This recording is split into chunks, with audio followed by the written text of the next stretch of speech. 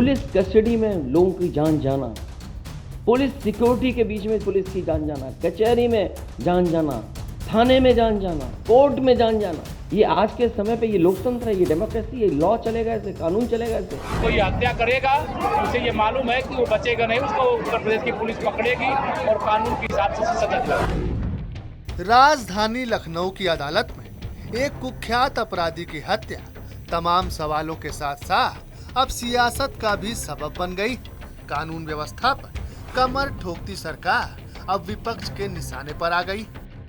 Police custody में लोगों की जान जाना, पुलिस सिक्योरिटी के बीच में पुलिस की जान जाना, कचहरी में जान जाना, थाने में जान जाना, कोर्ट में जान जाना, या तो सरकार हो सकता है जानबूझ करके खुली छूट दी हो कि जाओ जिसको जहां मारना है मार लो।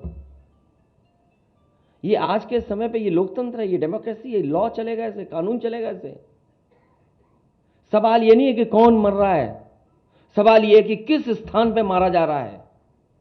जो सबसे ज्यादा सिक्योरिटी एरिया है वहां मारा जा रहा है, ये लॉ एंड ऑर्डर है। दरअसल बुधवार को लखनऊ के सिविल कोर्ट में मुख्तार अंसारी के गुर्गे संजू माहेश्वरी और जीवा की पेशी के दौरान पुलिस कस्टडी में दनादन गोलियां बरसाकर हत्या कर दी गई। काला कोट, हाथ में फाइल और छिपी हुई रिवॉल्वर के साथ पहुंचे शूटर का नाम विजय यादव है। इस दौरान एक बच्ची को भी गोली लगी।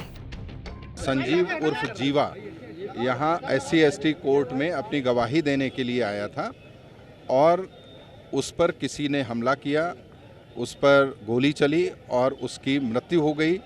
तो जिस व्यक्ति ने गोली चलाई थी उसको गिरफ्तार कर लिया गया है और उसमें एक और बच्ची 1.5 साल की थी लगभग, उसको भी चोट आई है, उसका उपचार किया जा रहा है, वो स्टेबल कंडीशन में है। सीएम योगी आदित्यनाथ भी घायलों का हाल जानने अस्पताल पहुंचे।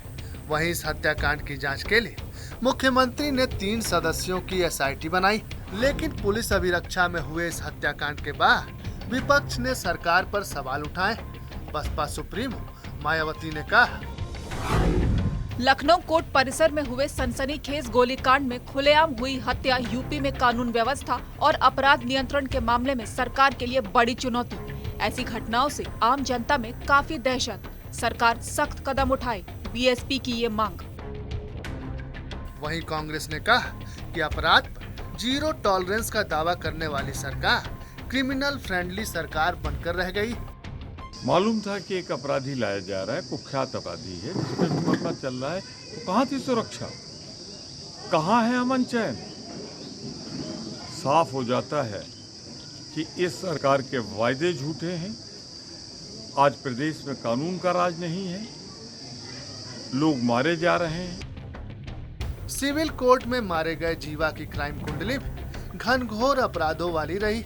1991 से जुर्म की दुनिया में कूदने के बाद जीवा ने रंगदारी, अपहरण, मर्डर के साथ साथ माफिया मुख्तार अंसारी को हथियार मुहैया कराने के काम को अंजाम दिया। और तो और बीजेपी के 2 विधायकों ब्रह्मदत्त द्विवेदी और कृष्णानंद राय की हत्या में भी वो शामिल था। कोई हत्या करेगा उसे ये मालूम है कि वो बचेगा नहीं, उसको उत्तर प्रदेश की पुलिस पकड़ेगी और कानून के हिसाब से सजा दिलाएगी। बहरहाल अतीक अशरफ की पत्रकार के भेष में मर्डर और जीवा की वकील के रूप में हत्या 2 महीने के भीतर 2 घटनाओं ने कई सवाल खड़े कर दिए। सवाल ये कि पुलिस सुरक्षा में कोर्ट परिसर में इस तरह की हत्या सुरक्षा में बड़ी चूक नहीं है। सवाल ये भी है कि अतीक से लेकर जीवा तक इतने कम उम्र के शूटरों का ऐसा कारनामा भी क्या चिंता का सवाल नहीं है।